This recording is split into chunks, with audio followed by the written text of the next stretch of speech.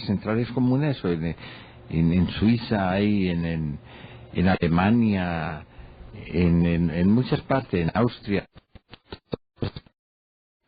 están en cualquier parte, ¿no? Lo que pasa es que allá sí se hizo un mal uso, y muy malo, de experimentar como degeneración de un pueblo, de una raza. Innegablemente, y eso lógicamente que en su momento tal vez le sirvió como para una sociedad tan eurocéntrica, sirvió como para legitimar su ese exterminio de que fueron objetos todas estas minorías, y obviamente pues que el pueblo judío incluido, no digámoslo dentro de las minorías, sino como un objetivo que, entre otras cosas, era un objetivo ya antiquísimo, porque resulta que los judíos desde la diáspora, desde antes de la diáspora, cuando el exilio en Babilonia y cuando sufrieron varios exilios, en Egipto también, y en Egipto y todas esas cosas, fueron el objeto de la persecución de prácticamente todos esos pueblos. Y recordemos los pogroms, las razzias, pogroms, sí, las razzias y todas esas persecuciones de que eran objeto los judíos. Acuérdese la noche de los cristales rotos en Alemania, que fue como el preludio de lo que iba a ocurrir, que eso fue por allá a mediados de los años 30, si no estoy mal, y en ese desayuno ya se sabía lo que iba a ser el almuerzo. Sin embargo, confiadamente los judíos se quedaron quietos, porque suponían que, como siempre había ocurrido, el agua volvía a su cauce, pero esta vez no volvió el agua a su cauce, y simplemente todos fueron sacrificados. Y yo creo que en esa época, Juan,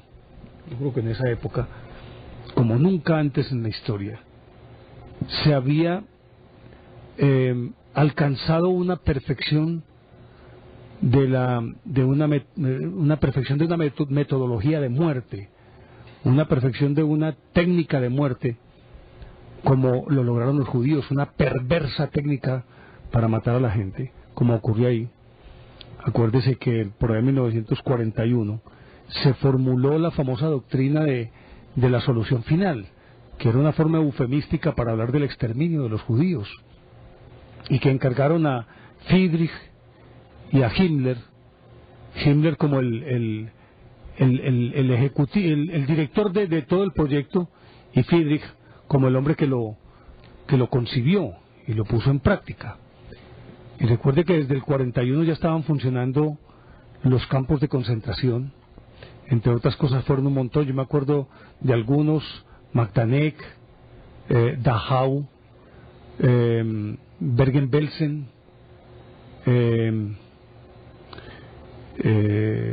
obviamente Auschwitz, Birkenau. ¿Me recuerda más? Eran por ahí unos 6 más o menos, ¿no? Eso se llamaba, tenía un nombrecito ahí todo militar, era un nombre militar, lo llamaban KZ. KZ quiere decir Konzentrationslager. Yo vi que era cassette, después de esos que se meten. No, mijito, no. El casetico ya pasó de moda también, ya eso ya los pelados de ahora no saben qué es un cassette. El cassette es la abreviatura.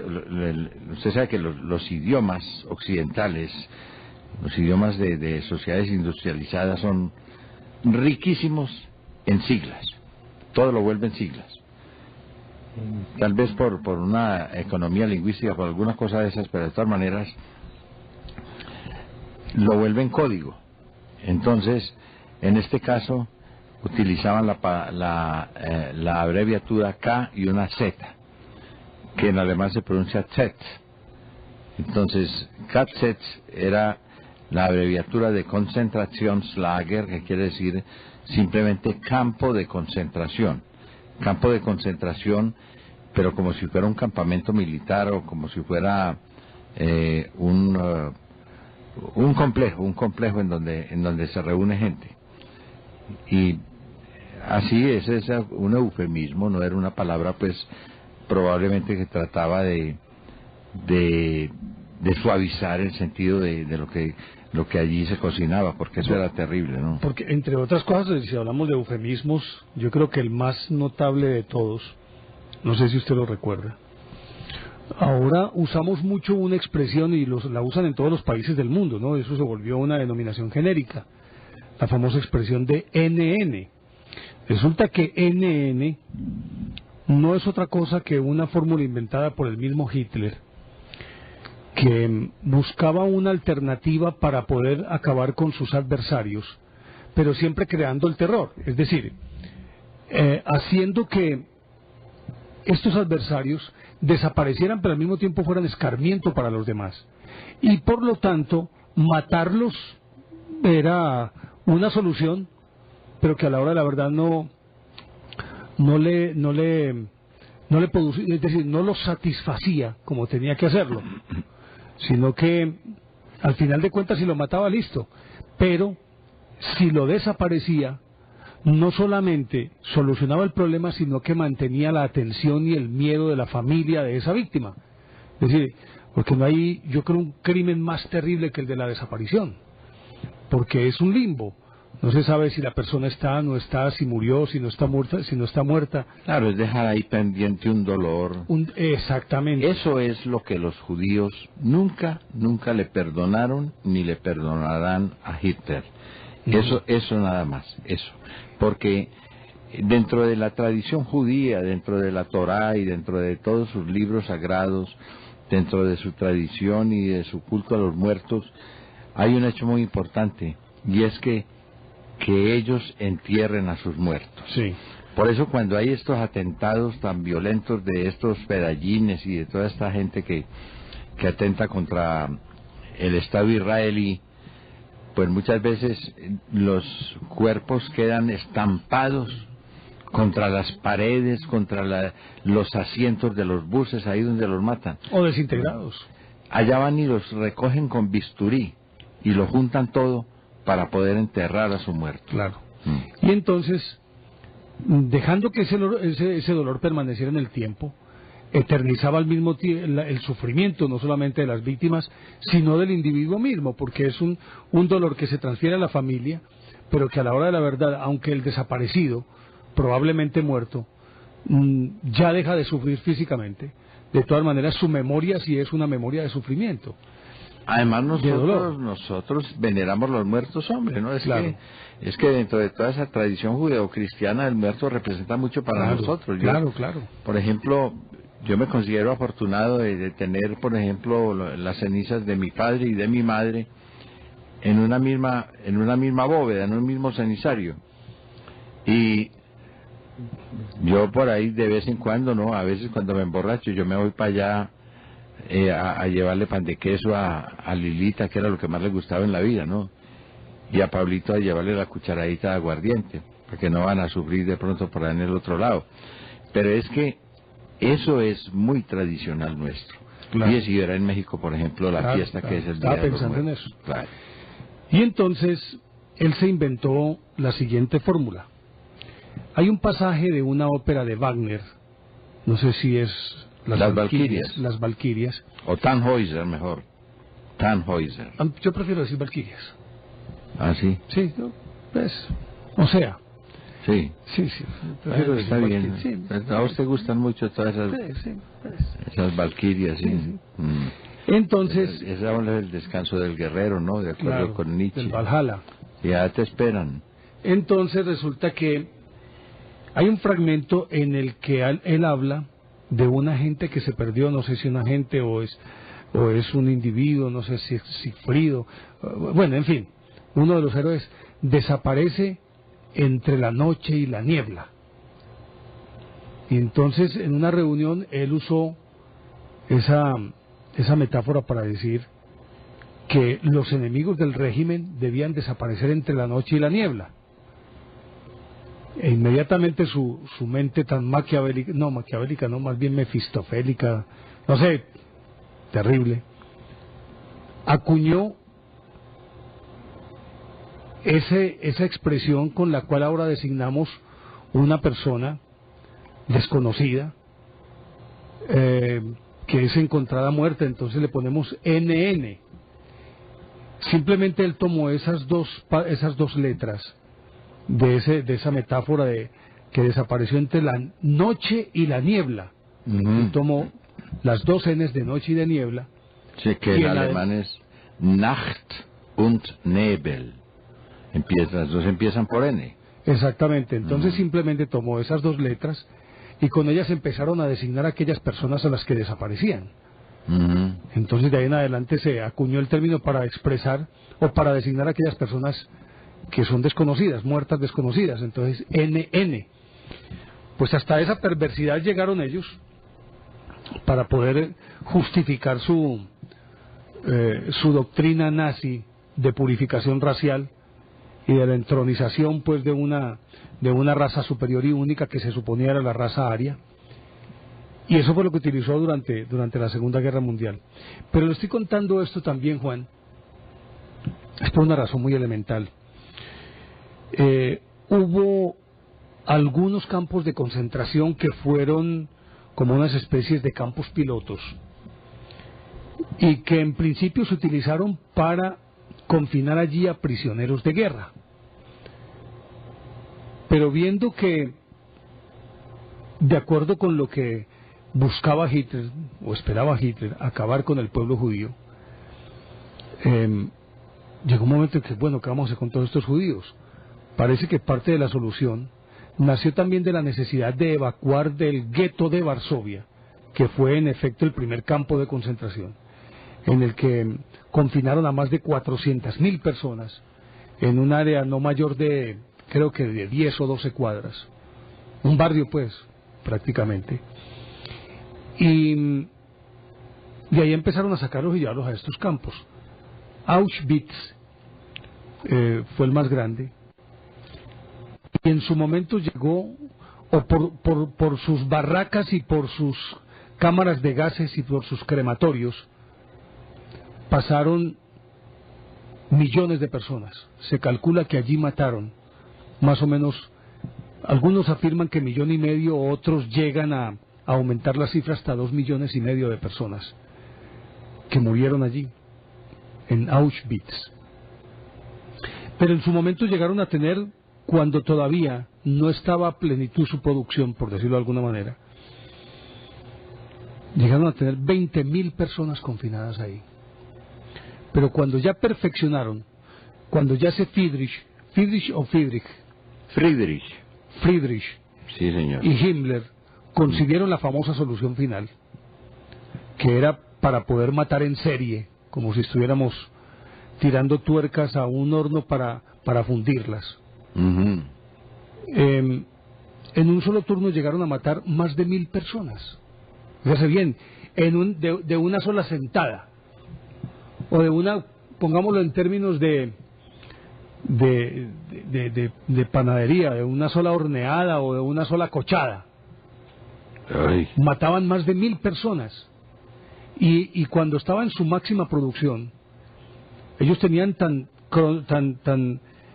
bien cronometrado todo, tan bien calculado, que ellos sabían que entraban las personas y entre el desnudarse, que les decían doblen su ropa y pónganla aquí, que cuando salgan ustedes van a entrar es simplemente a un baño y a una desinfección, cuando regresen van a encontrar sus efectos aquí, pónganlos para que los identifiquen.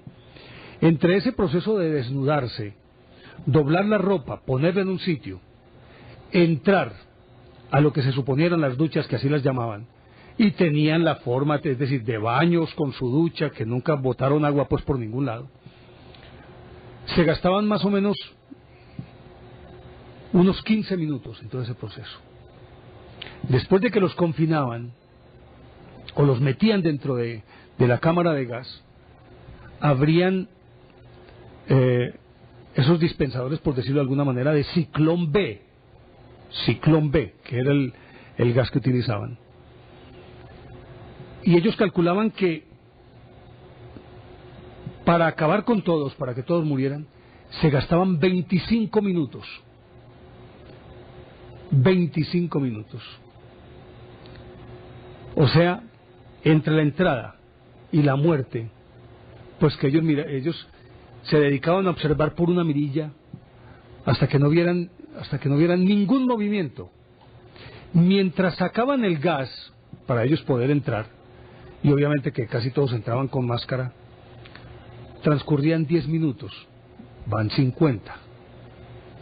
Y tenían todo tan organizado que podían evacuar los 1000 cadáveres en media hora, porque tenían también un transporte especial.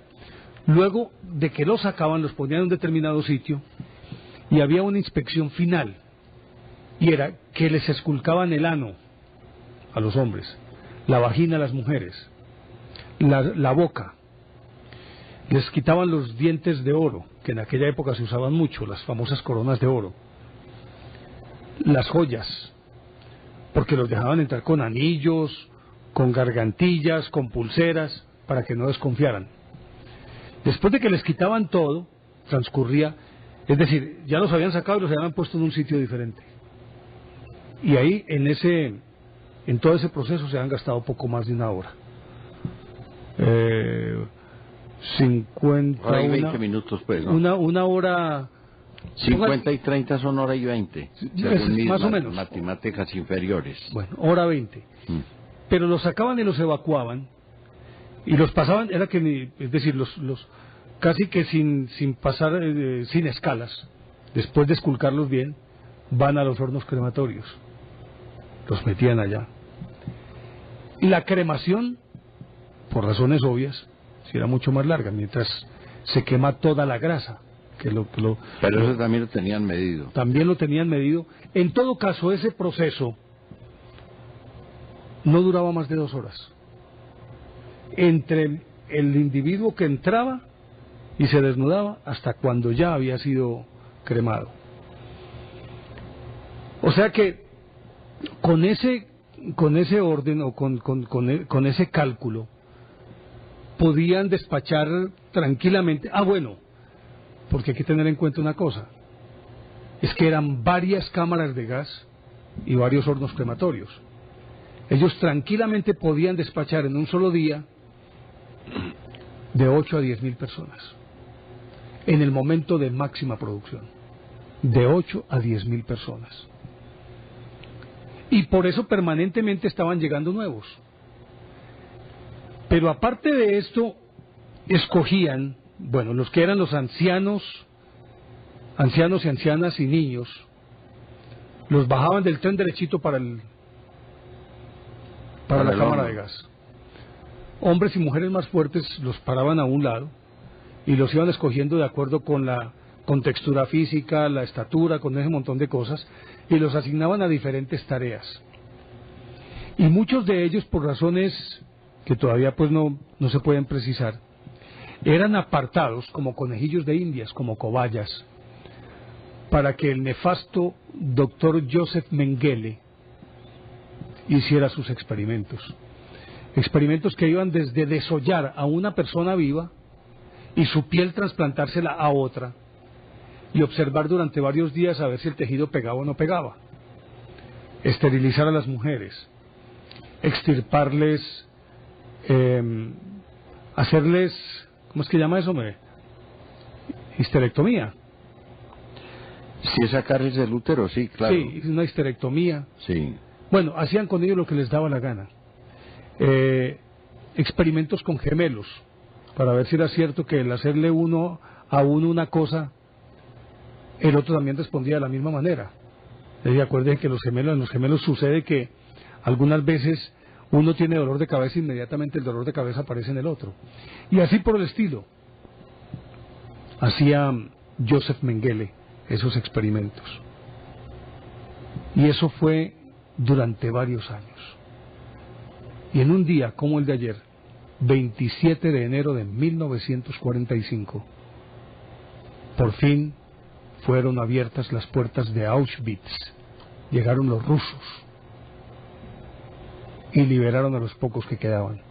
Porque cuando empezó a cerrarse el cerco sobre Alemania y sobre los países que tenían los nazis sojuzgados,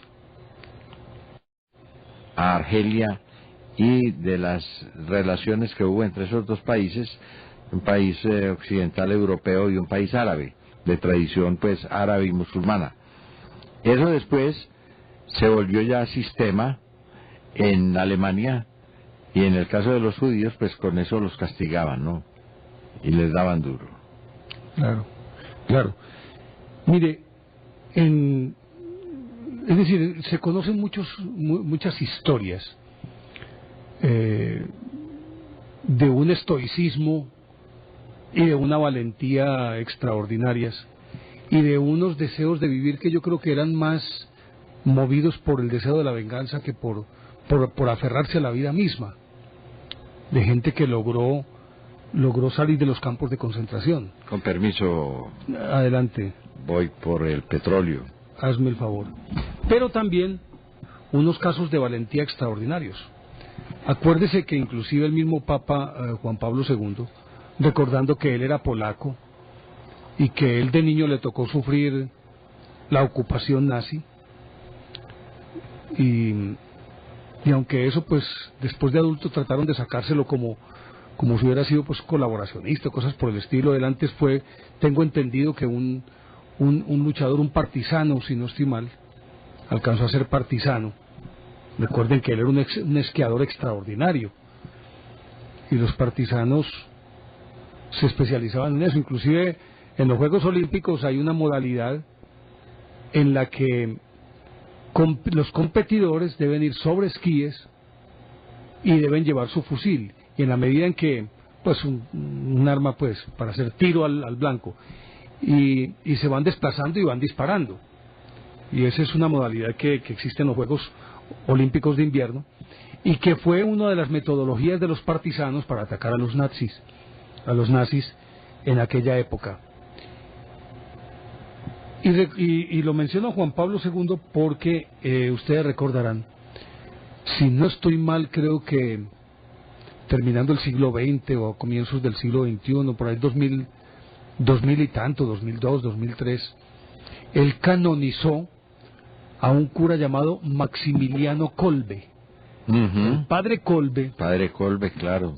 Llegó un momento en que se ofreció a los nazis para ser recluido en el campo de concentración a cambio de una familia. Esa es la historia, ¿cierto? Sí, esa es la historia de un mártir.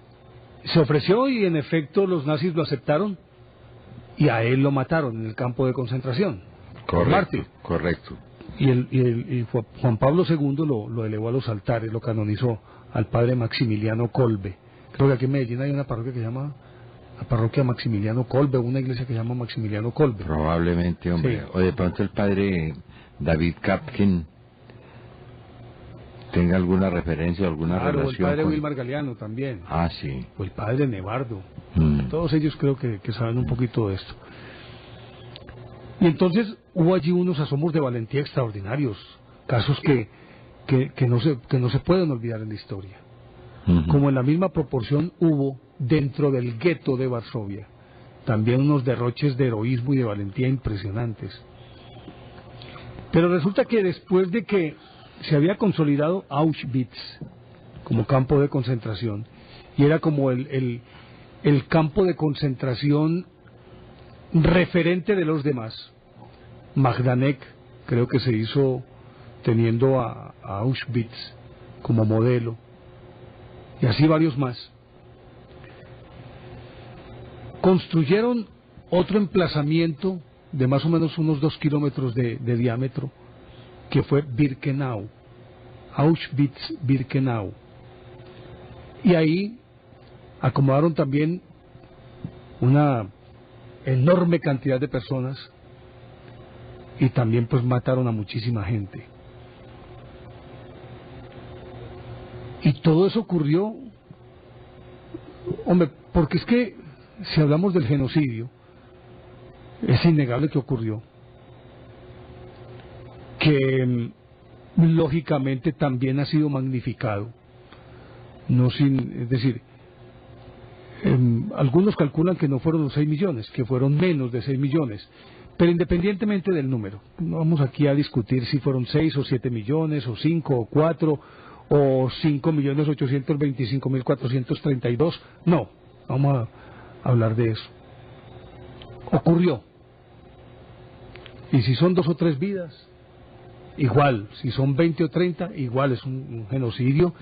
Y no importa el número de personas, importa es cómo le roban la vida a esas personas. Y el acto en sí. El acto en sí. Pero me estoy refiriendo a esto es porque, Juan, lo triste de todo este cuento es que, como en el caso de los maridos engañados, que se supone que el marido es el último que se entera, habían muchas noticias y habían testimonios fehacientes de lo que estaba ocurriendo, y sin embargo una buena parte del mundo se hizo el de la vista corta. Se hizo Eso es lo doloroso. La indiferencia. ¿Acuerda quién es el que decía esa frase? Martin Luther King. Ya no me asombra la maldad de los malos, sino la indiferencia de los buenos. Yo creo que el mundo entero sabía lo que estaba ocurriendo. Así es. Pero a la hora de la verdad, muchos países hicieron los de la vista gorda. Los que estaban peleando, estaban ocupados en otra cosa. Pero los países neutrales, la cantidad de países que no estuvieron en esa confrontación, y sin embargo no hicieron nada para salvar a esta gente. Eso es lo terrible. Para mí es más terrible que inclusive la famosa solución final, Juan. Fue muy doloroso porque de todas maneras había un odio reconcentrado en contra de los judíos que venía desde hacía muchos años, desde la misma diáspora. Los judíos, cuando se dispersaron pues allá en el año 70, se repartieron por diversos lugares, ¿no? Se fueron por el lado del norte, por los montes Urales, por todos esos lados, por el Balcán, por las montañas, ¿no? Por toda Europa. Pero una gran concentración en la margen derecha del río Rin. Allá, como eran artesanos, constructores, gente muy hábil, ¿no? El judío, por eso lo invadían y lo utilizaban como mano de obra para la construcción de los grandes imperios, ¿no? Los babilonios, por ejemplo, todos estos. Entonces el judío era un personaje muy apreciado, digamos, como creador, como trabajador, como artesano, como banquero y comerciante. Mucho después, claro, mucho después, pero era una gente muy ordenada en cuanto al manejo de su vida, al manejo de su trabajo y al manejo del dinero. Eso lo da la misma religión, las mismas características que ellos tienen. Y la solidaridad, sí, y la forma cerrada como actuaban alrededor de la religión, alrededor de la religión, porque cuando el primer error es haber llamado a los judíos una raza, cuando los judíos son un pueblo. Los judíos son un pueblo que se une alrededor de la religión. Mire, por ejemplo, la cantidad de judíos negros que hay en África y que ahora aparecieron, los del Antiguo Testamento, y que permitieron en un lío a los judíos israelíes, porque ellos no sabían que esa gente existía ya y que traían el rito antiguo, ¿no? Por allá en Etiopía, por allá en esos países africanos había judíos y estos no lo sabían. Perdón, pero en el caso de Etiopía es muy... perdón que te interrumpa, Juan. En el caso de Etiopía es un caso muy particular, por el hecho de que en los etíopes, y acuérdese el famoso Haile Selassie, utilizaba como uno de sus títulos el león de Judá, porque existe una leyenda según la cual la casa reinante en Etiopía, los reyes de Etiopía, descendían de Salomón y de la reina de Sabá, de Maqueba, que se llamaba Maqueba, la reina de Sabá, que había tenido un hijo con Salomón, y este había dado origen a una dinastía que hasta el siglo pasado estuvo reinando, que era la dinastía de la cual su último rey fue Haile Selassie, y que él asimismo se llamaba el León de Judá, Juan. Exactamente, no. El asunto es que ese antiguo judaísmo se había repartido por allá también, ¿no? Y tenían colonias, digámoslo así, y pues manejaron ese ritual, ese culto desde bueno, desde el Antiguo Testamento nada menos, y ahora modernamente aparecieron y ya es otra cosa completamente distinta, ¿no? Porque el Estado de Israel, como digo, es un Estado que se forja después de la Segunda Guerra Mundial y a raíz de, digamos, una reivindicación que propician las Naciones Unidas para darle a aquellos desplazados una tierra, porque el judío errante, pues toda esa leyenda del judío errante, y que es un castigo de Dios, que lo condenó a vagar por los crímenes o por lo que se les imputaba con relación a la muerte de Jesucristo. Pero ya ellos, después de la diáspora, ellos tenían colonias grandes, ¿no?, instalados, y en el lado derecho del Rin, en la margen derecha de este río, que es el corazón de Alemania, ¿no?, que va desde abajo del sur hasta el norte. Pues esos eran puras colonias de judíos y muy prósperas, entre otras cosas. Como el judío no se mezcla, pero otra vez vuelvo a lo mismo, no es por motivos raciales ni étnicos, es por motivos religiosos, porque ellos cultivan su religión y su religión se ha vuelto para ellos el elemento principal de cohesión, ¿no? Eso es lo que los une, y no depende de una nacionalidad siquiera.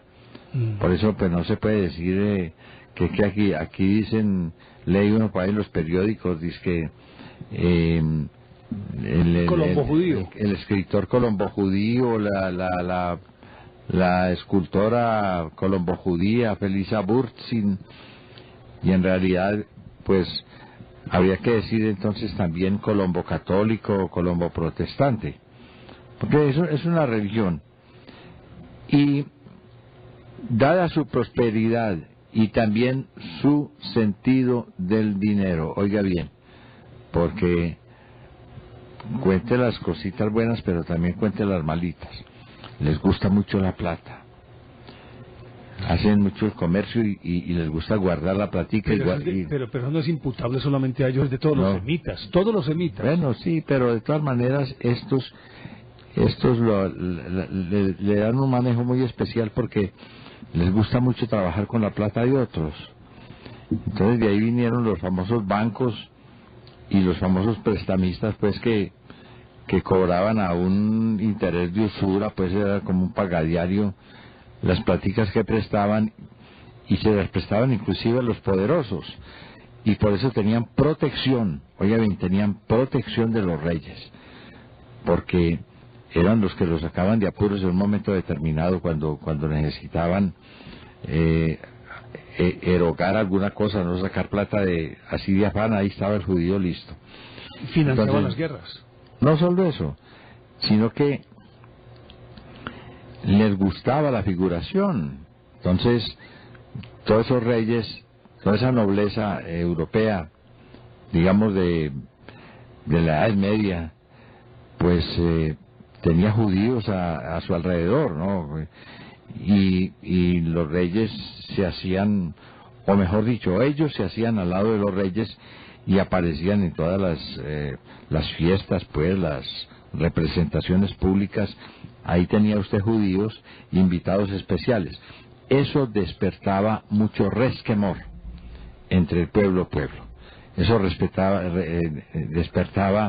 un sentimiento de rechazo, un sentimiento de odio y de resentimiento contra los judíos, que era muy bien alimentado, pues precisamente por ese problemita que tenemos desde tiempo yo no sé cuándo, que es el odio a aquel que tiene buena condición económica, que está boyante económicamente. Y en eso los judíos sí no fallaron, ¿no? Podía caer un estado en ruinas, pues quedar acabado, vuelto nada económicamente, una bancarrota de esas. Sin embargo, al judío no le pasaba nada. Ese estaba muy bien apuntalado, ¿no? Porque tenía muchos contactos, muchas relaciones y una capacidad increíble de hacer negocios y de mercadear y de sacar plata, de conseguir plata, indudablemente. De manera que ya venía, el odio ya venía contra los judíos. Y además la discriminación contra los judíos estaba establecida por leyes. Pero Tanto es que los reconocimientos que se les hacían a los judíos se consideraban conquistas. Por ejemplo, que la mujer pudiera trabajar. Eso era una conquista para ellos. Pero es que ellos siempre cargaron un baldón, Juan, un San Benito, y era una justificación. Cuando ya el cristianismo se volvió una religión oficial, recuerde que durante milenios, hasta la Segunda Guerra Mundial, se siguió pensando que los culpables de la muerte de Jesús eran los judíos, y había sí. que vengarse de ellos. Y ese fue uno de los argumentos más socorridos para los pogroms y para las razzias y para todas esas cosas. Aquí se le atribuyeron fue a los antioqueños. ¿Ahí? Sí. ¿Cómo así? En Bogotá un curita que se la tenía montada a los antioqueños. Sí. Decía, esos fueron los que mataron a Jesucristo. Sí. Los antioqueños. Y lo decían en los sermones y todo eso. Y ese pueblo que mató a Jesucristo, hasta que la colonia antioqueña, que era la más poderosa, pues la más grande, ¿no? La que iba a misa además, dijeron, sí, que con eso, padrecito, nosotros no volvemos. Usted no puede volver a mencionar el nombre de antioqueño, pues, como el que hubiera matado a Jesucristo. Y entonces el cura se comprometió a no volverlos a mencionar. Al siguiente sermón se paró allá en el púlpito y dice, y entonces se sentaron a la cena, era la última cena, y estaban sentados, y Jesucristo partió el pan y se los dio, y de pronto dijo, uno de vosotros me ha de traicionar. Y contestó Judas, ¿seré yo maestro pues o qué? Sí. Bueno, eso no, a ellos les tenían odio, hombre, por Dios. Es que hay pueblos que no son bien aceptados, no sé por qué razón, pero tienen sus problemas. Y en el caso de los judíos eso era ya una consigna, digámoslo así, algo que pasaba. Lo mismo pasó en España, pues, por ejemplo, con todas esas instalaciones, que entre otras cosas parece que eso fuera una envidia muy grande, ¿no? Porque ellos llevaron el saber oriental. Ellos fueron los verdaderos portadores del saber oriental a Europa. Allá llevaron la matemática, lógicamente que eran árabes. Pero es que son primos, hombre, por Dios. Por eso es un error decir que es semitismo. Antisemitismo, no. Todos son semitas, hijos de Sem. Todos, hay que meterlos árabes a todos. Y judíos. Por eso hay que hablar es de antisionismo. Más bien, sí. Que es distinto. O antijudaísmo, si usted quiere. Antijudaísmo, sí. Pero, hombre, eran árabes. Una nación, pues, como la colina de Jerusalén. Sí, claro, el Monte Sión, claro, ese es el símbolo de ellos. Y entonces llevaron la matemática, la escuela de traductores de Toledo, hombre, el conocer la Biblia desde sus fuentes originales, eso era algo maravilloso. Acuérdese, uno de los más grandes la sabios, patrística. Maimónides. Sí, otro matemático.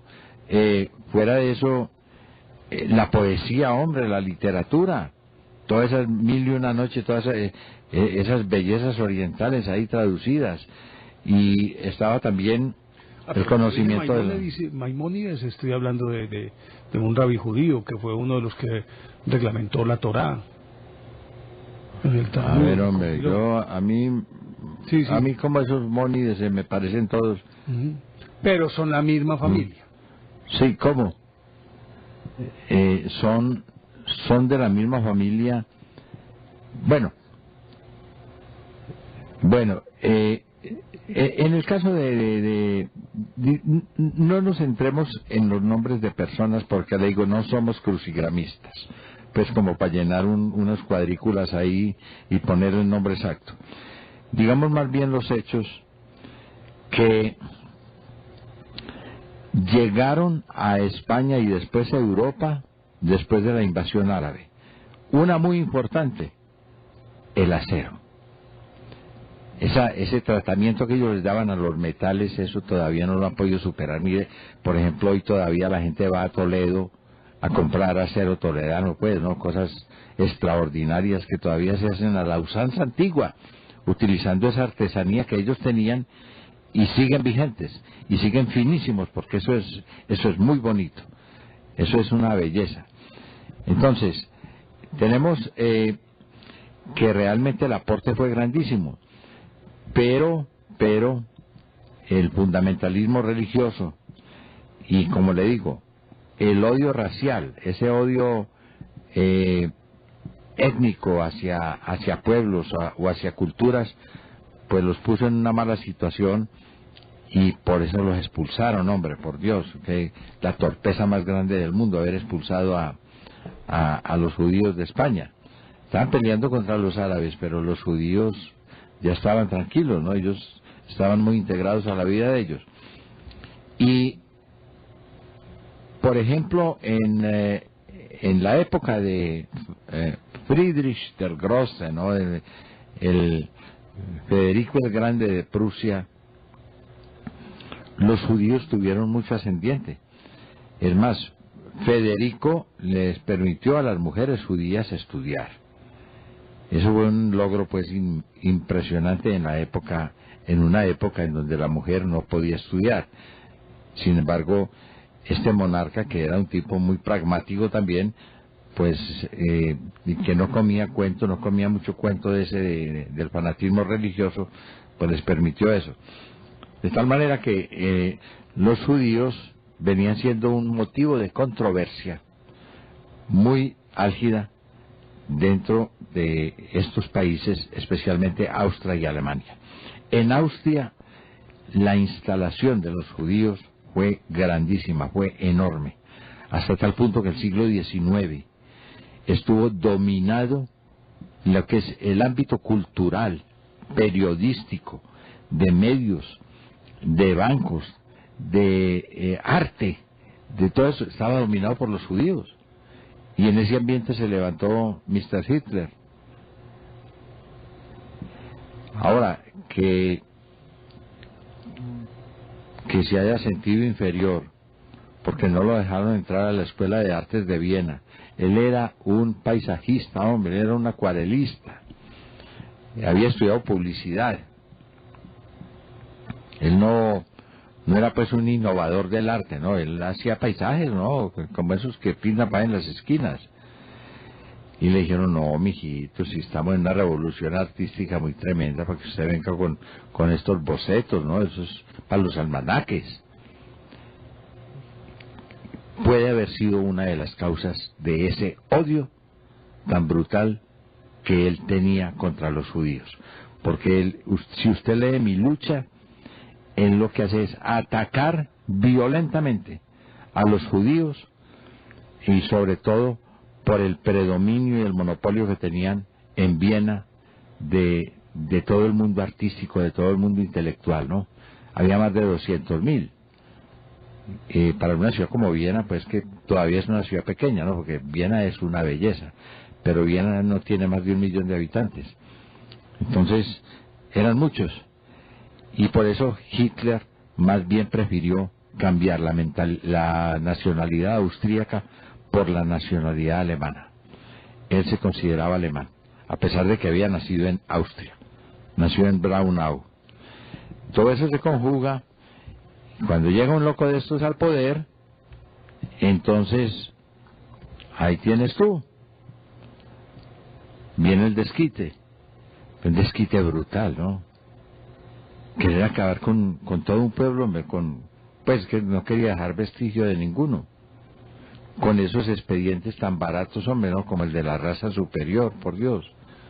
Raza superior, raza para los perros o para los caballos, hombre, por Dios. ¿Ah?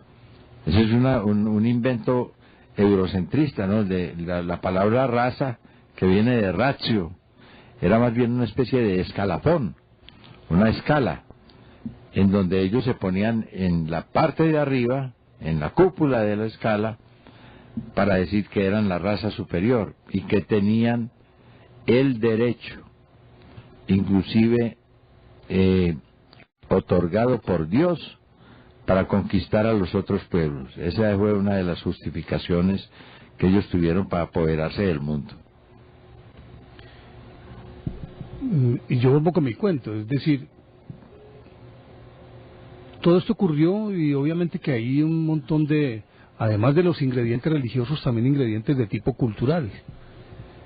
Y obviamente que también unas muestras claras de xenofobia, así como decíamos ahora, es que hay judíos argentinos, judíos chilenos, judíos colombianos, judíos ingleses, judíos franceses, judíos alemanes, ahora sí vio judíos españoles. El grupo que se está formando aquí. Aquí hay un grupo de judíos, ¿no? Colombianos, que están adoptando todo el ritual, ¿no? Tienen su rabino y eso está muy bien, no lo anoto como curiosidad porque yo no va a entrar en ese juego también de fundamentalismos y de estupideces, ¿no? Pero me parece interesante. Sí, claro, es interesante. No si son conversos. No, es decir, convertidos pues al judaísmo más bien. Sí. Al revés, el paso al revés. Lo que pasa es que en eso como en la política, ¿no? En Colombia la política es dinámica, pero no se le puede decir voltearepas a uno que cambia de ideal religioso. No creo que se le pueda asignar un término de esos. ¿Por qué? Pues hombre, porque es que digamos los contenidos son más espirituales, más elevados, ¿no? Muchas veces cambiar de partido político aquí es un negocio, simplemente un negocio vil, no más. Y entonces, así las cosas. Recuerde lo que ocurrió con... Yo diría también que hay un poquito de supervivencia en ellos, en la forma como se adaptan, porque en eso han sido supremamente maleables, y por eso decía que hay argentinos, hay chilenos, hay norteamericanos, hay canadienses, hay australianos. Vea, mijo. Hay de todas partes judíos. Ellos se van amoldando, se van adaptando de tal manera que no solo forman parte de esa sociedad, sino que desde abajo también empiezan a moldear esa misma sociedad. Si usted hubiera visto. De hecho, por eso se habla de una élite judía que maneja el mundo. Si usted hubiera visto la llegada de esos, los llamaban poloneses, ¿oyó? Los que llegaron aquí a Colombia. Desde la Segunda Guerra Mundial, ¿no? Desde los que se lograron escapar, que los repartieron por todo el mundo. Y aquí llegaron muchos. Si usted los hubiera visto, la manera como se hacían a una fortuna, ¿no? Cómo se conseguían la vida. Ellos eran expertos en vender cortes, ¿no? Digamos, ellos andaban con un ayudante que les cargaba una maleta y ellos llevaban un poco de cortes colgados aquí en el hombro. Y eso tocaban en una puerta. Salía una señora bien fea, oye, pero bien fea, bien desabrida, bien desbaratada, y cogían un corte de esos y se lo ponían. Baisana querida, mira cómo te ves, mira qué belleza, qué hermosura, tú pareces una reina de belleza. Un cuento, hermano, un cuento tan impresionante. Les ponían a comprar telas y a comprar de todas esas cosas que ellos manejaban, ¿no? Y es que ellos se hicieron fuertes por aquí fue con la industria textil, ¿no? Porque han sido eso, ¿no? Textileros. Y así se hicieron grandes fortunas, ¿no? Lo mismo que en el comercio, ¿no? En la venta, por ejemplo, de electrodomésticos y en la venta de muchas cosas. Aquí estuvieron y fueron muy prósperos, ¿no? Tuvieron muchos desarrollos muy interesantes.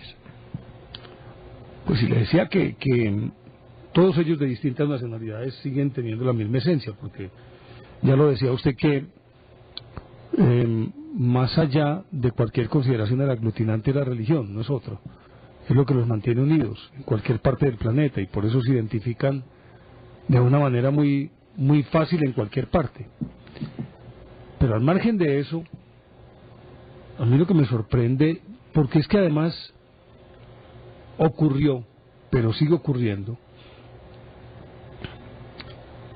es como el hombre es víctima de la crueldad de otros hombres. Y llega un momento determinado en que la vida deja de tener el más mínimo valor para convertirse simplemente en una moneda de curso, dependiendo de los intereses. Y como le decía ahora, todo el mundo sabía lo que estaba ocurriendo con los judíos en Alemania. De hecho, pues todos los países ocupados sufrieron el mismo problema. Acuérdese de aquel rey de Noruega que al emitirse una orden según la cual todos los judíos debían mostrar la estrella de David y la palabra J, Jude. El rey fue el primero en ponerse la estrella y la palabra J, dijo: yo soy el primer judío. Al otro país. Día salió. Esa es una foto hermosa, hombre. Eso es. Esa es la familia real, ¿no? Sí, todos los ciudadanos hicieron exactamente lo mismo. Sí, señor. Entonces, todo el mundo sabía lo que estaba ocurriendo. Pero es la indiferencia ante la desgracia de un pueblo la que a veces llama la atención. Uno dice, pero ¿cómo es posible que seamos tan indiferentes? Y lo tenemos como referente porque habría que mencionar otros genocidios que han sido terribles. Acuérdese el de Pol Pot. Todo el mundo sabía lo que estaba ocurriendo en Camboya. Sin embargo, con sus Khmer Rouge. Sí. Todos sabían lo que estaba ocurriendo en Camboya. Y se habla de 8 millones de personas muertas. Qué barbaridad, hombre, por Dios. Todo eso en la cabeza de un tipo, hombre. Pero es decir, cifras oficiales hablan de 2 a 3 millones. Pero hay estimativos que apuntan, que indican que fueron hasta 8 millones de personas. Es que inclusive hay las montañas, hombre. Es que acuérdese que él cogió y sacó a todos los habitantes de la capital, de Kampuchea. Los sacó a todos. De la noche a la mañana, imagínese, desfilando millones de personas, sin agua, sin alimentos, sin ropa, es decir, sin ningún tipo de logística para el campo, porque había que desocupar las ciudades porque iba a construir un nuevo orden. Recuerde que destruyó el dinero, que quería volver al trueque, a una economía agraria, y oficialmente se aceptan hasta 3 millones de personas, pero extraoficialmente se dice que pudieron ser 8 millones de personas. La verdad nunca se conocerá. Hay una capilla inclusive construida con cráneos humanos. Con cráneos humanos, hombre. Y con tibias. Terrible, claro. Y eso ocurrió en 1979. 1979. No, 1979 no. Sí, en 1979 lo tumbaron. Por ahí del 75 al 79, con Pol Pot. ¿O qué me dice usted de ese genocidio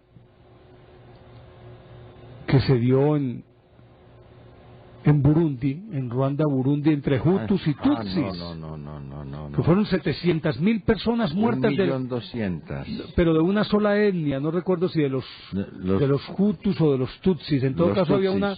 Los Tutsis. Lo que pasa es que son 2 etnias. Que por culpa de la colonización africana, después de que vino el proceso de descolonización o la misma colonización, llegó y creó unas fronteras artificiales para decir: Congo tiene estas fronteras, Uganda tiene estas otras fronteras, Gabón tiene estas otras fronteras, Chad tiene estas otras fronteras, Somalia tiene estas otras fronteras, y dentro de esas fronteras artificiales congregaron a etnias ancestralmente enemigas, Hutus y Tutsis. Y entonces, en el caso de Ruanda y Burundi, una de las etnias se toma el poder e inmediatamente comienza a desquitarse de la otra etnia, los Hutus, que no tiene el poder. Y fueron 700.000. No, los muertos fueron más. No, estoy hablando de una de las 2 etnias. 700.000 de una. Y mire, y todos a machete físico. Y hace poquito estaba viendo aquí precisamente en Teleantioquia, en este programa muy interesante que pasa a la Deutsche Welle después del noticiero, que se llama Prisma. En Prisma hicieron un especial con un sacerdote que ha trabajado con las mujeres del Congo. Y resulta que, como cosa extraña, en esos enfrentamientos tan terribles, tan crueles, tan inútiles, la mujer es la primera violentada. Y quizás el más aberrante de todos los crímenes, las violaciones tan salvajes de llegar a meterle por la vagina a una mujer pedazos de madera después de violarla entre 10 o 12, y trozos de madera para que se infecte y cosas. Bueno, y hay un sacerdote y un señor que se ganó un premio de paz que conceden cada 5 años, no sé quién, un médico, que la recibe a todas esas mujeres violadas en un hospital para reconstruirle su aparato genitourinario. Reproductivo, sí, el aparato genitourinario. Y un sacerdote que trabaja con ellos, con estas mujeres. Y haciendo un análisis que decían, hombre, es que no es ni siquiera que la violación sea por la violación misma, por la satisfacción de un instinto salvaje de tipo sexual, sino que es a través de la mujer como se pretende aterrorizar a los pueblos, porque obviamente producto de las violaciones vienen muchos hijos, y lo que pretenden con ello es simplemente tratar de aniquilar al otro. A partir de acabando con todas las mujeres, se detiene la reproducción, que no tengan más hijos, y por eso se detiene la reproducción, pues, de esa etnia. Pero si algo salvaje fue ese enfrentamiento tan inútil, tan bárbaro, tan salvaje y tan sin sentido entre Hutus y Tutsis. Pero eso está al día. En todos esos países africanos, en muchos países, hay guerras intestinas de las que no se tiene mucho conocimiento en el exterior y que son tan salvajes o más salvajes que todas las que se han dado anteriormente en la historia. Bueno, Colombia no se queda atrás tampoco, ¿no? Pero no olvide lo que decían los médicos de la ONU que estuvieron por allá en esa guerra de los Tutsis y los Hutus, que les tocaba pasar en camiones cuya carretera estaba tachonada de cadáveres. O sea, imagínese para un chofer saber que está andando con un carro que va sobre cuerpos humanos. Hombre, no, pero es que todo este cuento que he estado contando, Juan, es para recabar sobre la indiferencia que está caracterizando a la especie humana. Cómo nos hemos vuelto de indiferentes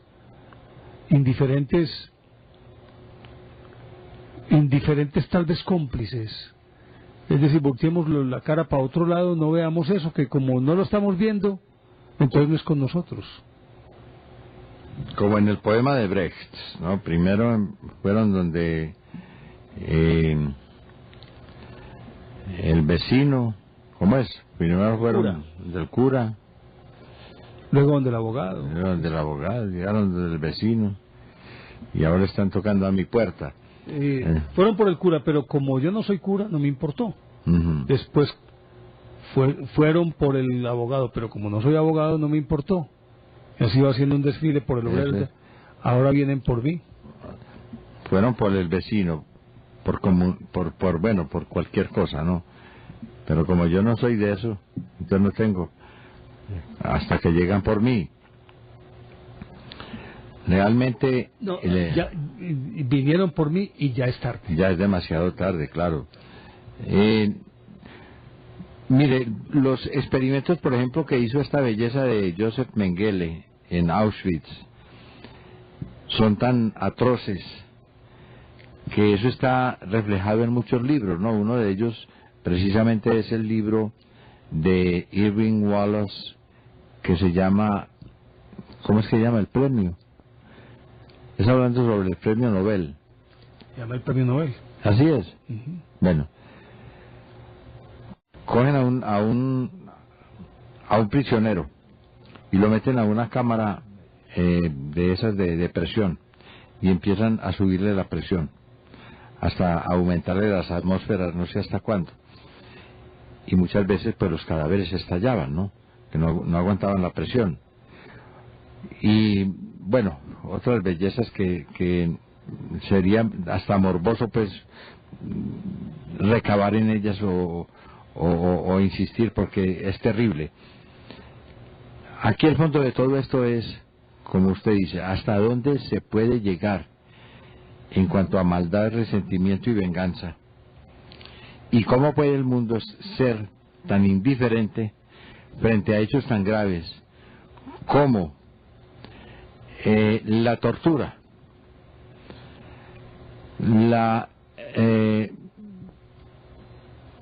el secuestro, la desaparición de personas, el atentado indiscriminado, ¿no? Poner una bomba por ahí en cualquier parte, pues, y que muera el que muera, no. Y sobre todo, la persecución ideológica, simplemente porque otro no piensa como yo, o no cree en lo que yo creo, entonces hay que matarlo. Eso es el sumum de la imbecilidad. Y uno no puede entender. Y la alienación. Sí, claro, esa gente se aliena y se vuelven zombies, ¿no? Se vuelven muñecos, se vuelven robots. Pero el daño que hacen es terrible. Eso sí me parece grave a mí. Me parece algo de unas...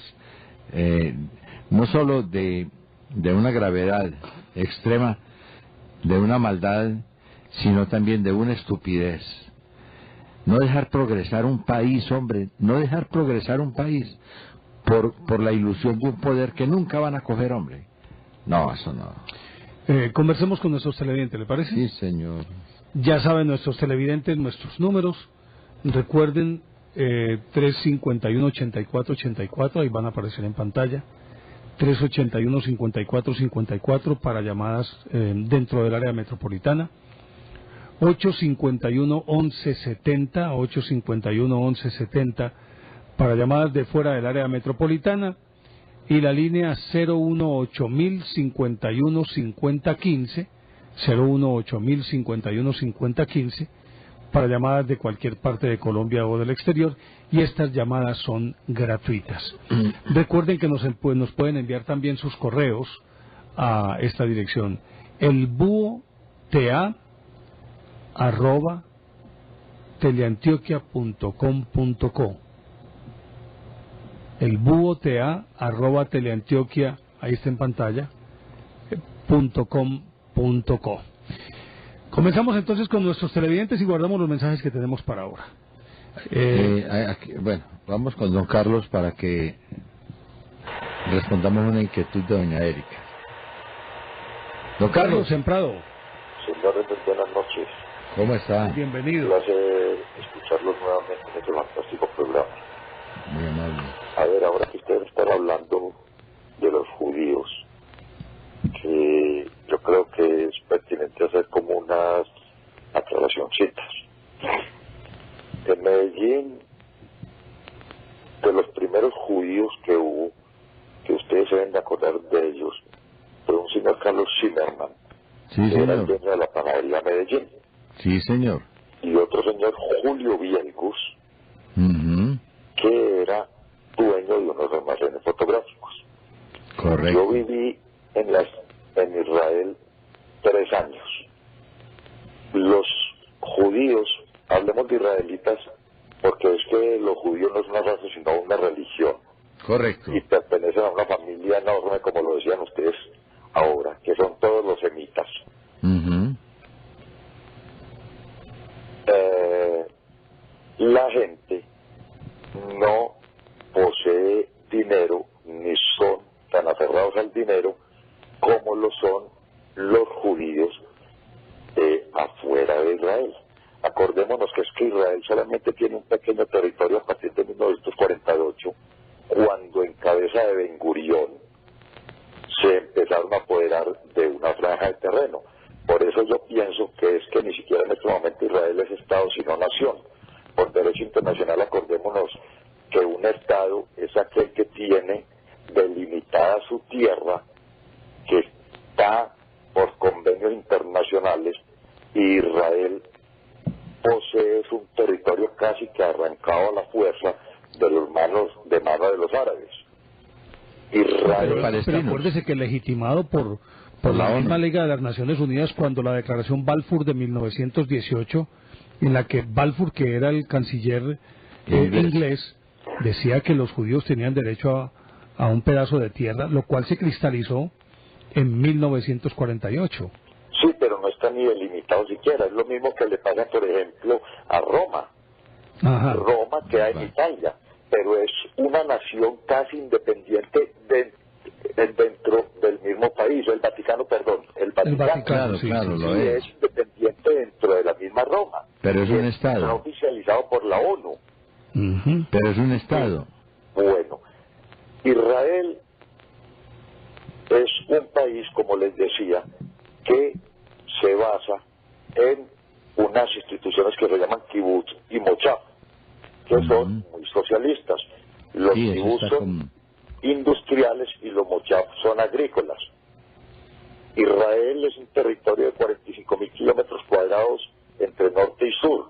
Al sur queda el puerto de Eilat, que está casi limitando con el monte Sinaí, que es donde están los cascos azules de los soldados de la ONU. El puerto más industrial de Israel se llama Haifa, que queda uno aterrado, que es el más industrializado de todo Israel, y se aterra uno, hay inclusive aeropuertos subterráneos, donde uno ve salir un avión de una calle, ¿Cómo le por parece? compuertas. Lo que les quería decir al fin y al cabo es que yo no sé ese holocausto judío, como lo decían ustedes, Hitler era austriaco, él no era alemán. Él renunció a la nacionalidad austriaca cuando los judíos se estaban apoderando del país, porque eran dueños de bancos, del comercio y de todo, y ahí nunca existió la limpieza de la raza, sino que tenían miedo de que los judíos precisamente se apoderaran de todo, porque se estaban volviendo los millonarios en Austria, y eran los que se estaban apoderando de todos, y ese era el miedo de ellos. No sé por qué dicen que por raza, cuando Hitler, si no estoy mal, era inclusive hijo de una señora de servicio doméstico. Y se dice que de un judío que no lo quiso reconocer y que era una de las causas por las cuales odiaba a los judíos. Sí, Un judío que como... inclusive se cambió, le agregó al apellido, le agregó la L de Hitler. Creo que antes se firmaba como Hitler o algo así No, por era decirlo. Hitler, más bien, Hitler. O Hister. Inclusive Vaya, se pegan de ahí para decir que la centuria de Nostradamus en la que se refiere a Hister se entiende como Hitler, precisamente a partir de ahí. Creo que fue que le agregó la P, si no estoy mal era Hitler, y le agregó el nombre. El caso es que él lo mató fue la pura envidia de ver que él mismo en Austria, siendo austriaco, nunca tuvo las oportunidades ni pudo hacer lo que estaban haciendo los judíos en Austria. Correcto. Y ahí viene el famoso holocausto, pero no por ninguna limpieza de la raza, porque como lo decían ustedes, es que ellos no son una raza, el judío es una religión. Y el mismo Hitler tampoco era tan puro, pues, ¿no? Para que no... No, tampoco. No, eso no... De todas maneras, no sé, era el aporte que quería hacer. Es muy interesante. No entiendo por qué los judíos, los de plata, es los que están por fuera del territorio de allí. Porque como le digo, es hasta difícil ver judíos millonarios ricos en el propio terreno israelí, cuando la mitad son sociedades socialistas que están prácticamente conformadas por kibbutz y moshab. Eso está socializado, eso es correcto, y eso es Un socialismo que sí funciona. Un socialismo muy, muy efectivo, muy eficaz. Sí. Y yo viví en un kibutz y a mí me tocaba hacer una semana mesero en el restaurante y se iba rotando uno, y al mes y medio estaba de gerente de la factoría del kibutz, porque van rotando a todo el mundo. Pero no ustedes... el salario. Perdóneme, ¿pero usted es judío también? No. Yo vivía allá 3 años porque me fui a andar mucho y me fui a estudiar allá en la Universidad de Jerusalén. Ya. Bueno. Perfecto. E inclusive allá no dan salarios ni nada, allá es a base de tickets de recibitos, y son ciudades que Raciones. tienen canchas de fútbol, discotecas, Sí. lo que usted quiera. Y pagan en raciones. Y pagan en raciones. Claro. Y usted va a un supermercado y entrega son tickets, no entrega dinero. Qué bien, ¿eh? Así es. Bueno, de todas maneras, simplemente quería hacerles el aporte, los felicito por el programa y que pasen buenas noches, días. Muy Don Carlos, interesante. para usted Muchísimas también, gracias. muy amable. Muy amable. Bienvenido siempre. Mire, nos pregunta doña Tenemos líneas disponibles. doña Erika Gudelo. Los felicito por el programa. Quisiera saber en qué se basó la ONU para dictaminar el territorio de Israel ¿Y a qué países pertenecía este mismo y de qué forma pudo entregarlo a los judíos? Lo que decíamos ahora, todo se basó en la Declaración Balfour de 1918. Cuando comenzó el movimiento sionista, un movimiento que creció al influjo de... Eso nació por allá en Hungría con Teodoro Herzl. No, pero fue en Austria. Pero es que la historia es que... Austria-Hungría, él era austriaco. Sí, claro. Pero resulta que él era un judío, pero muy indiferente. Cuando se da el affaire Dreyfus, el capitán Dreyfus, que era lo acusan judío de espionaje en Francia y por ser judío, y resulta que se convirtió en un boom que inclusive tumbó a presidentes y ministros por la injusticia que se cometió con él. Como periodista, Teodoro Herzl vino a cubrir el affaire Dreyfus a Francia, y viendo tal tamaña injusticia y viendo lo que estaba ocurriendo, él inmediatamente no solamente se apersonó de esta información, sino vio la necesidad de que los judíos tuvieran su propia patria y que la defendieran. Entonces empezó el movimiento sionista, que fue el que llevó a los judíos durante la primera mitad del siglo XX a muchos colonos de manera subrepticia, se calcula que unos 400.000, y los fue montando en granjas en territorio palestino. Y ese es el germen del cual nació posteriormente Israel. Y por sus artículos incendiarios y por las influencias que tenía, logró que Inglaterra, que actuaba de protectorado, era protector de Palestina, tuviera que hacer esa declaración, casi que los presionó. Entonces Balfour declaró que el pueblo judío tenía derecho a una franja de terreno en la que había sido su patria ancestral.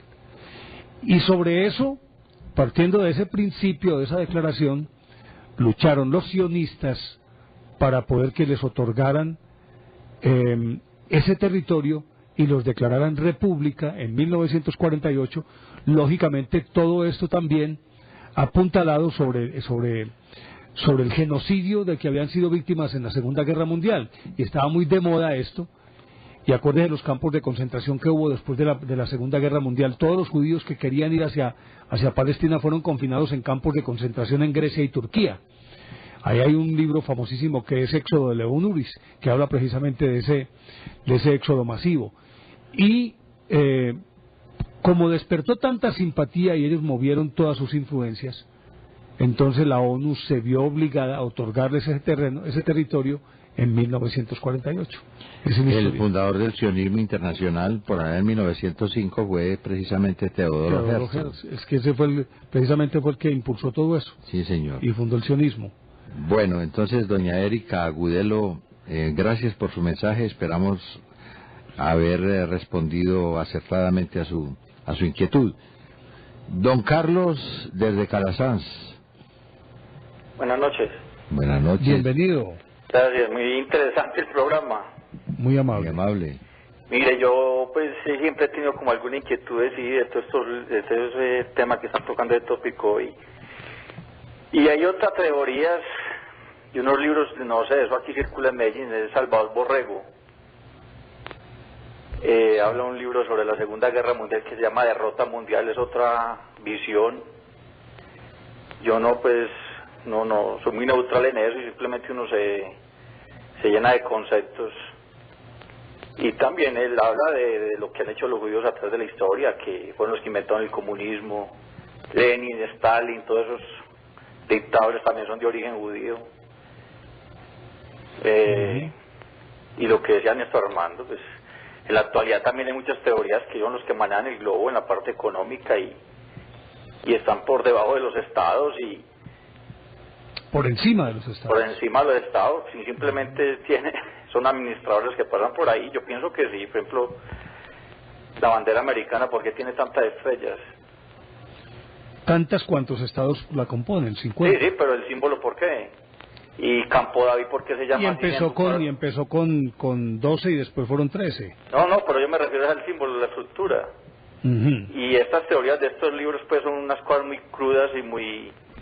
No, y el negocio del espectáculo, eso se sabe que en Estados Unidos domina el 70%, pues el cine y no, en Estados Unidos prácticamente de ellos. Sí. Ojalá se pueda conseguir el libro Los Protocolos de los Sabios de Sion. Alguien dice que es una publicación espuria, es decir, falsa, pero hay otros que afirman que en efecto es un manual de comportamiento judío en el mundo. Muchos hablan de que es un documento más bien Illuminati para desprestigiar a los judíos y ponerlos a pelear con los árabes. Bueno, hay muchas versiones ahí. Sí, pero realmente todas esas teorías de este señor de Salvador Borrego, que es un mexicano, es un politólogo pues ultraderechista, dice unas cosas increíbles y realmente sí, pues vemos a nuestros tiempos lo que ocurre hoy en día, pues yo creo que esas teorías son muy reales. Y él tiene pues... ¿Cómo se llama el libro? Hay varios, Derrota Mundial, como dos fuerzas, él habla del supracapitalismo y el comunismo, comunión de liberación y de supremacía mundial. Es una cantidad de teorías y cosas muy... Realmente pues no tengo los títulos específicos aquí, solo me acuerdo de uno que es Derrota Mundial y habla verdaderamente pues de las causas de la Segunda Guerra Mundial y son cosas que ahora verdaderamente pues sí se reflejan en lo que es todo el movimiento, lo que es la banca mundial, todo eso, ¿no? Claro. Entonces era mi aporte y realmente fue muy interesante el programa y gracias. Carlos, a usted muchísimas gracias. Muy interesante el aporte suyo también, muchísimas gracias. Muchas gracias. Recuerden los interesados en nuestro libro La Bella Villa, que es una compilación de historias sobre la ciudad de Medellín, de sus parques, barrios, cementerios, instituciones educativas, universidades, hospitales, sobre sus puentes, quebradas, sobre sus principales obras, sobre sus cerros. Ahí está compilada toda esa historia de la ciudad de Medellín en el libro La Bella Villa, en nuestro libro La Bella Villa, que usted puede solicitar en el teléfono que aparece en pantalla, 310-540-3833, 310-540-3833. Ahí le pueden dar toda la información que necesite sobre nuestro libro La Bella Villa. Repito el teléfono, 310-540-3833. Un saludo muy especial a doña Rosa Liloy Moya. Bienvenida por aquí a esta ciudad. Aquí hay un escrito muy largo, pero muy interesante. El asunto trata sobre las ideas de Ben Ruby, ¿no? Es de un libro de Giovanni Papini, creo que es Magog, o Gog, mejor. Gog y Magog. Gog y Magog. Y lo manda... Que son antiguos antagonistas de la historia israelí. Sí, exactamente. Frente a los reinos de Gog y de Magog. Sí, señor. Un ensayo pues muy sesudo, pero muy largo. Vamos a ver qué podemos hacer con él, porque tenemos que dedicarle un rato a esto. Lo escribió un señor con un nick bien particular, se llama, es que los Suciox Mail. Bueno, pero no está tan sucio, no, de ninguna manera. Don Brian Alexander Duque Guzmán. Hola, profes. Un gran saludo, excelente programa, sigan así. Hombre, a mí tampoco me gusta ese violador de Michael Jackson. Hombre, don Brian, no se metan líos, hombre. No se meten vainas. De todas maneras, muchísimas gracias por sus saludos. Saludemos a Aníbal, que nos está llamando desde Robledo. Aníbal. Sí, señor. Y buenas noches. Bienvenido, Aníbal. Muchas gracias, profesores. ¿Qué tal? ¿Cómo les ha ido? Muy bien, gracias. Afortunadamente. Profesores, pues no, quería empezar mi intervención con una frase. Sí. Que quizás la dijeron ahorita hace un momento, pero la quiero decir un poquito más completa, que Sí. ya no me horrorizan los actos malos de la gente mala, pero sí me horroriza tanta indiferencia de la gente buena. Martin Luther King. Así es. Una de las mejores frases, la verdad. No seamos tan indiferentes con todo lo que está pasando, con todo lo que pasó. No hagamos oídos sordos a todo lo que está pasando, ni tampoco a todo lo que pasó. Profesor Así Néstor, fue muy agradable aquella vez que te saludé por allá en aquel centro comercial. Sí, lo recuerdo, Aníbal, sí, lo recuerdo. Sí, quiero hacer extensivo también el saludo. ¿Cómo va el grupo? Bien, la verdad que va muy bien. Los muchachos, sí, Bien, Porque tiene una chirimía deliciosa este Aníbal. Ay, no me diga, hombre, por Dios, es mi En debilidad. el centro comercial Los Molinos tocando. Sí, señor. Qué Bueno, chirimía tan deliciosa. Es nos tenemos música que- para pasar bueno. Nos tenemos que poner en contacto, pues, porque le digo, esa es mi debilidad. Claro que sí, cuando quiera, profesor, para usted Muchísimas y gracias. para el profesor Néstor, pues para ustedes lo que sea, la verdad. Muy Muchas amable. gracias, Aníbal. Bueno, no, Y salúdenos a sus compañeros de chirimía. por supuesto que sí, con todo el gusto, profesores, y muchas gracias por estas clases. Bienvenido siempre. Muchas gracias. Y un placer, Sale. don Aníbal. Hombre, don Fernando Rego, ese es amigo nuestro, ¿no? Lo conocemos. Creo que sí. Reportando sintonía a la Universidad de la Noche. Bonito saludo, hombre. Nos recuerda muchas cosas, ¿no? Nos trae una gran cantidad de reminiscencias maravillosas. Muy bien. Muchísimas gracias. Nos está llamando Diego. ¿De dónde? Buenos días. De Envigado. Diego, Aló, muy buenos días. ¿de Envigado? Sí, señor, Bienvenido, les hablo de Diego. Envigado. Don Néstor, ¿cómo está? Muy bien, Diego, afortunadamente usted. Muy bien, felicitaciones por el programa. Muchas gracias. Los he escuchado hace como hace una semana. Sí. Gracias. Antes los había escuchado a don Néstor en la emisora, Sí, sí. en Historias del Mundo, Enigmas del Mundo. Enigmas del Mundo. Ahora se llama Había una vez y va por Radio Super todos los sábados de 11 de la mañana a 12 del día. Había una vez.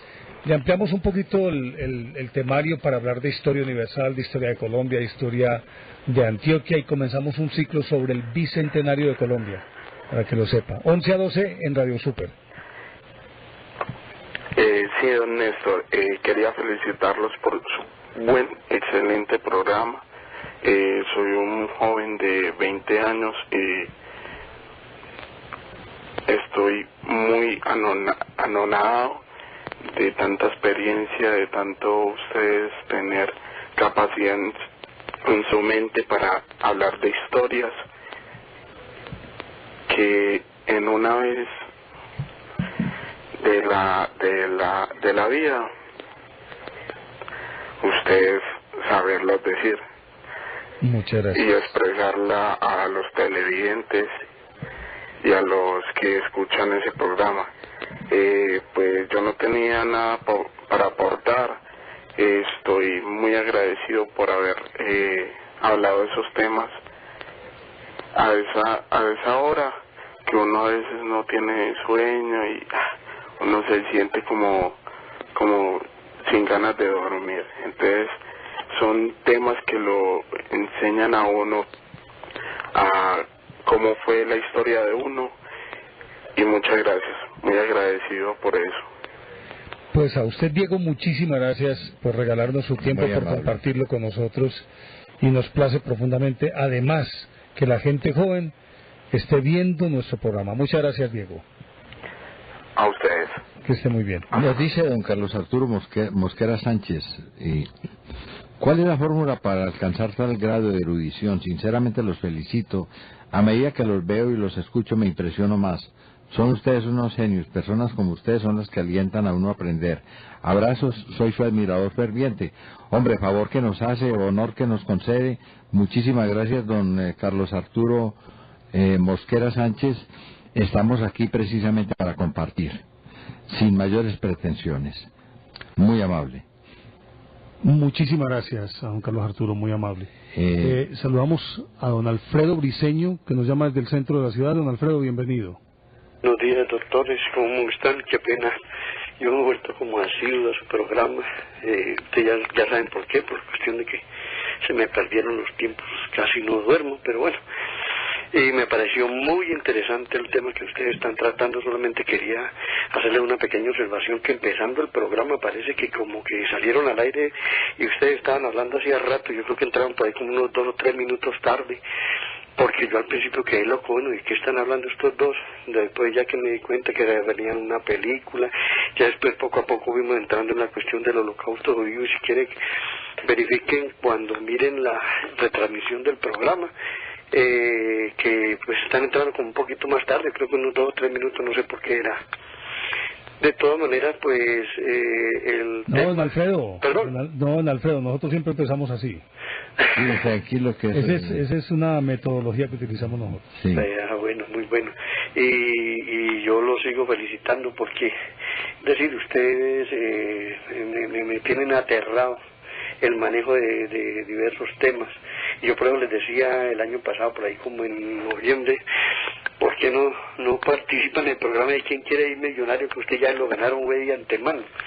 Me parece muy interesante todos los temas y me aterra pues que haya personas que tengan tanta cultura, mientras otros nos dedicamos a ver únicamente el chavo y bobadas que no valen la pena.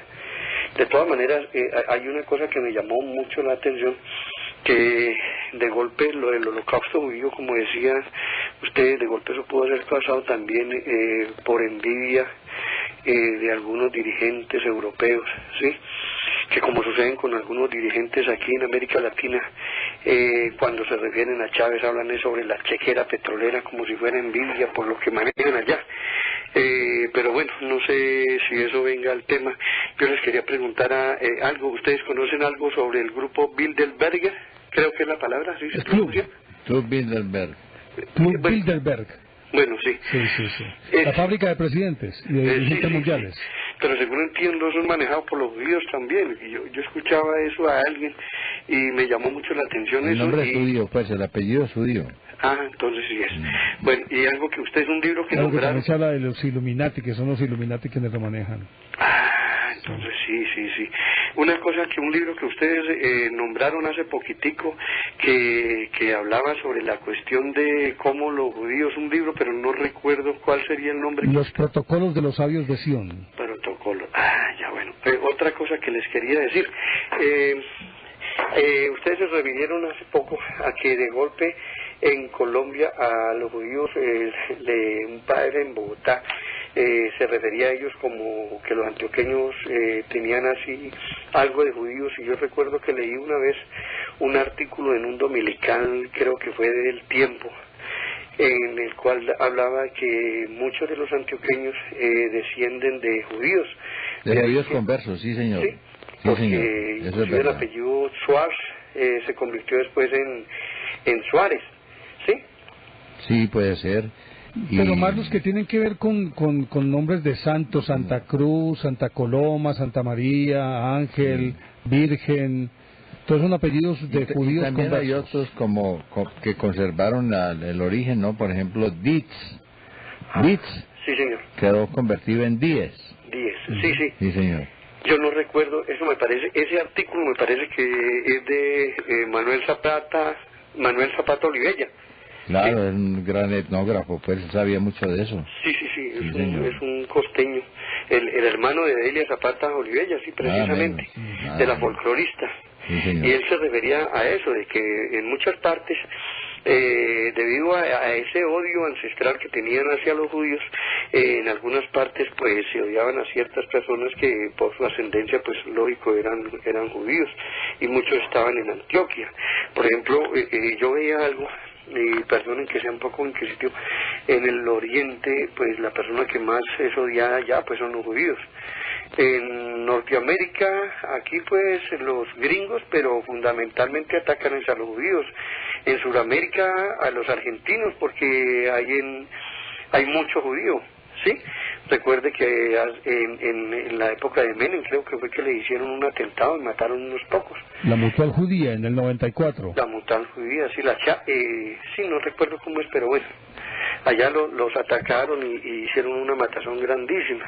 Y lo otro que yo no sé por qué en algunas partes a algunas personas anteriormente los tildaban de judíos y eran comerciantes o alguna cosa, y en Maicao a los sirios y a los libaneses algunas les decían no judíos, les decían era turcos. Y sí, eso es otra razón. Que la palabra que más odia a un libanés es que le digan turco. Claro, es que son enemigos. Sí, pero eso me hacían caer en cuenta en Maica, pero ¿cómo me van a decir a mí, majito, que yo soy un turco, si esos desgraciados violaron a mi mamá, a mis hermanos, a todo el mundo, a mi familia? Entonces eso era terrible llamar a un libanés, llamarlo así. De todas maneras, pues, muy bueno el tema, muy interesante. Muchísimas gracias a usted, don Alfredo, muy amable. Muchas gracias. Por ese camino que vamos, estamos muy bien, porque mucho lo que ustedes nos instruyen, que Dios lo bendiga. Hasta luego, don Alfredo. Muchas gracias. Que esté muy bien. Bueno. Recuerden, los interesados en nuestro libro La Bella Villa, que es una compilación de historias sobre la ciudad de Medellín, pueden llamar al número que va a aparecer en pantalla, 310-540-3833, 310-540-3833, para que soliciten información sobre el libro. Tenemos muy pocos ejemplares. Quienes estén interesados deben apurarse. ¿Quién nos llama desde 540-3833. ¿Quién nos llama desde Choachí, Cundinamarca? Aló. Vanegas, aló. Sí, buenos días, ¿quién habla? Buenos días, Ramiro Vanegas, desde Choachí, en Cundinamarca. Bienvenido, don Ramiro. Muy bien, felicitaciones por sus programas. Los escuchaba antes en la cadena radial y ahora también los veo en Teleantioquia. Muy interesante el tema que están tratando, el judaísmo, la historia del judaísmo y el judaísmo y su influencia en el mundo. Son temas que han tratado varias personas, pero que lastimosamente no ha tenido divulgación. Digamos que Salvador Borrero sí ha escrito varios libros. Salvador Borrero trata de demostrar que toda la economía del mundo y que todas las ideologías políticas están dominadas por los judíos, que tanto el capitalismo como el comunismo está dominado por el judaísmo. Me he leído también los protocolos de los sabios de Seón de Monseñor Fuquín, que son como el decálogo de cómo el judaísmo domina el mundo. Hay otro autor también, Miguel Serrano, en Chile, un chileno que es un filósofo pro-nazista o defensor de la ideología nazi, pues desde luego que también hace un análisis de todo lo que es el judaísmo en el mundo. En Colombia, otro colombiano que habló de eso fue Armando Valenzuela Ruiz, que produjo varios libros también sobre estos temas. Hay un escrito de Laureano Gómez en sus obras completas, se encuentra un escrito que dice los 3 factores de la perturbación del mundo, y habla de los 3 factores de la perturbación del mundo: el judaísmo, el comunismo y la masonería. En varios de los escritos de Monseñor Builes, allá su paisano antioqueño, al escarbar por allá en los escritos que él dejó, habla también del judaísmo internacional y de la masonería. Y en fin, son múltiples los autores en el mundo que han tratado este tema. La iglesia siempre fue antijudía. Usted mirará y recordará todos los escritos de los papas y de los doctores de la iglesia anteriores, y todos son antijudíos. Es decir, abordan el judaísmo como un factor de perturbación del mundo. En fin, Henry Ford, un americano, pues también produjo varios libros sobre este tema. Son múltiples los libros que hay, lastimosamente tienen muy poca divulgación. Generalmente se dice que es por eso, porque los judíos no dejan, como dominan toda la economía del mundo, entonces no permiten que estos libros tengan alguna divulgación. Y en general así, bueno, por ejemplo, Salvador Borrero y todos estos autores intentan demostrar cómo el comunismo es judío, que Marx era judío como fundador del comunismo y cómo el capitalismo es judío. Y en general es un tema muy apasionante, aunque uno tiene que mirarlo siempre con beneficio de inventario, pero lo que uno se da cuenta es que muchas de las cosas que se dicen pues se cumplen en el mundo. Muchas gracias de todas maneras por la participación, nuevamente felicitaciones en su programa, y desde luego aquí en Choachí, Cundinamarca, pues lo estamos escuchando. Yo además soy el secretario de gobierno acá, siempre los escucho, me gusta mucho leer, enterarme de temas, y de verdad felicitaciones a ustedes. Pues a usted, doctor Ramiro, muchísimas gracias. Y es un honor tenerlo por aquí. Muchísimas gracias. Y esperamos que vuelva a comunicarse con nosotros. Muchas gracias. Sí, con pronto en una nueva oportunidad, con mucho gusto, nos comunicaremos con ustedes y saludos a todo el pueblo antioqueño, que seguramente los estará escuchando, que será seguramente su mayor audiencia de este programa. Bonito tener un funcionario con ese fondo humanístico tan amplio. Muchísimas gracias. Muchas gracias, muy amable. Nos llama John Edward. Desde Castilla. John Edward. Buenos días. ¿Qué ha habido? ¿Cómo amanecen? Bien, gracias. Voy a felicitarlos por el programa. Soy un joven de 28 años y no me ha interesado tanto por la cultura desde que los vi hablar.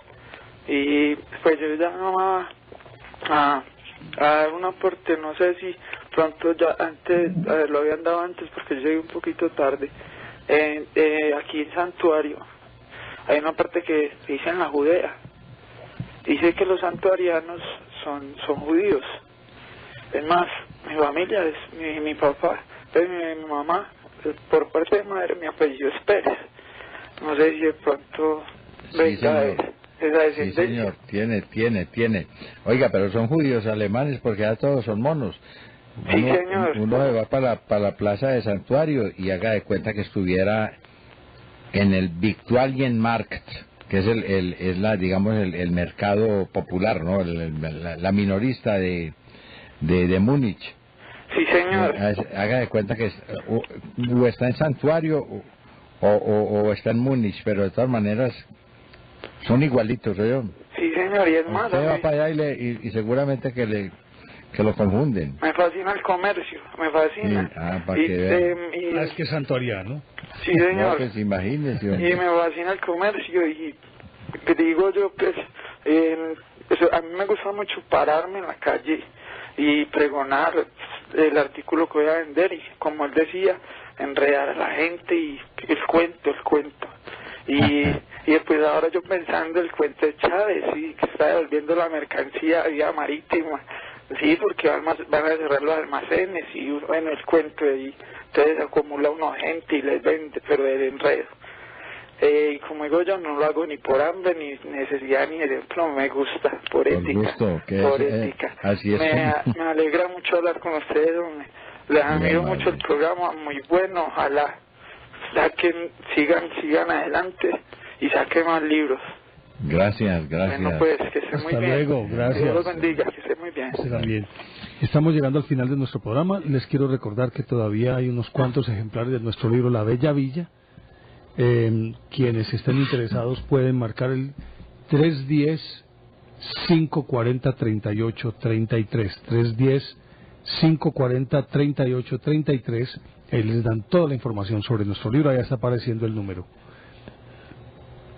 No, ya estamos llegando al final de nuestro programa. El lunes estuve viendo el programa y traté justamente de comunicarme con ustedes. Fue imposible. Les sienta muy bien la cámara de TV. Dios me los proteja y los siga bendiciendo. Nos gustaría disfrutar de su compañía en las fiestas del Rey Momo en Barranquilla. Los esperamos con los brazos abiertos. Atentamente, Alejandro Escobar y familia. Hombre, placer saludarlo. Muchísimas gracias, don Alejandro. Ojalá, vamos a ver, pero quién sabe. Muchísimas gracias, de todas maneras. Todos los barranquilleros, Amamanansi. Sí, todo ese grupo de Barranquilla. Eso es increíble, hombre. Llegamos al final, Juan, sacamos conclusiones. Bueno, pues lo primero es que nadie tiene derecho tiene derecho a sacar del panorama universal de la tierra a otro pueblo, ni a otra persona.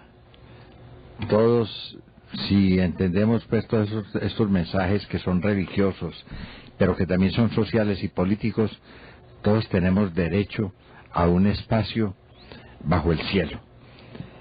Y tratar de sacar a otros de una manera vil, simplemente por motivos personales egoístas, resentidos, envidiosos, de odio o de venganza, es una soberana bellaquería.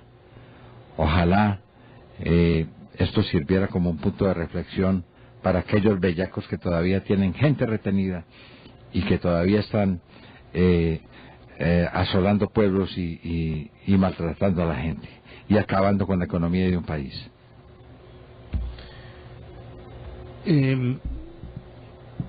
Pero a lo que usted ha dicho le quiero yo agregar, tal vez por donde, o sea, lo que íbamos, es esa indiferencia.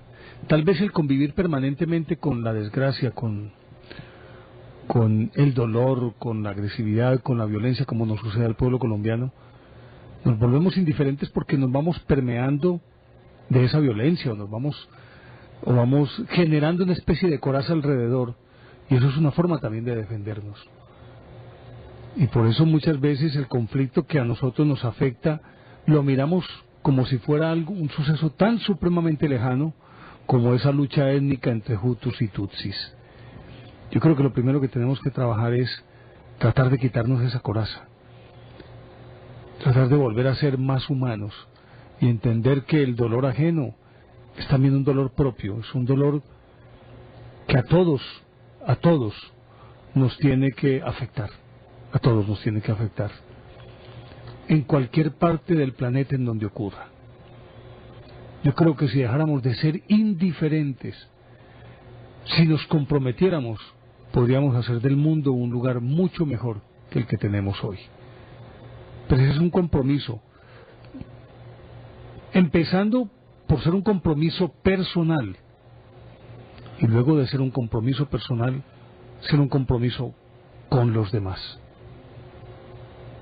Tenemos que cambiar un poquito en ese sentido y hacer nuestro el dolor ajeno, porque sintiéndolo podemos ayudar a solucionarlo. Si no lo sentimos, simplemente lo veremos pasar como algo que no nos atañe, no nos afecta, ni nunca nos va a tocar. Ahí estamos equivocados. Alguna vez nos ha de tocar. Llegamos al final de nuestro programa. En nombre de nuestros compañeros en la parte técnica hoy, el ingeniero Carlos Hoyos, a él muchísimas gracias, a todos ustedes por su compañía, por compartir con nosotros su noche.